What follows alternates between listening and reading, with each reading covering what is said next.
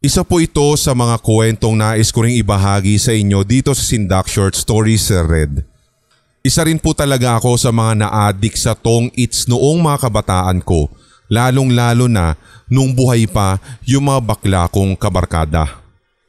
Sina Rolly, yung kaibigan kong bakla na yumao na ngayon, at saka yung asawa ng kapatid niya na patay na rin po ngayon. Bale yung isa kong kaibigang bakla na tawagin na lang natin sa pangalang Ellie, ang isa rin sa mga nakakasama ko, pero sa lahat ng mga kabarkada ko, siya po ang may pinakaaktibong sixth sense. Nang minsan po na medyo nahumaling kami sa paglalaro ng Tong Its kasama ang mga nabanggit.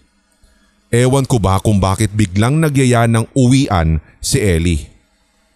Sinabi ko sa kanya na hintay na lamang matapos ang aming paglalaro, subalit paulit-ulit siya at nagpupumilit talaga.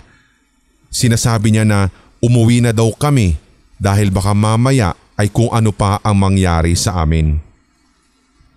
Hanggang sa maya-maya ay sabi ng kuya na kalaro namin na ayaw na rin daw niya sapagkat sumasakit na rin ang ulo niya.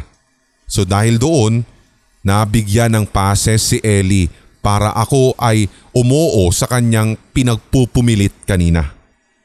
Umuwi na nga po kami, subalit paglabas namin ng bahay kung saan kami naglaro ng Tong Its, inamin sa akin ni Ellie kung bakit. Ang sabi niya, kaya siya nagpupumilit na umuwi na ng sandaling iyon dahil una ay hindi maganda ang kanyang nakikita.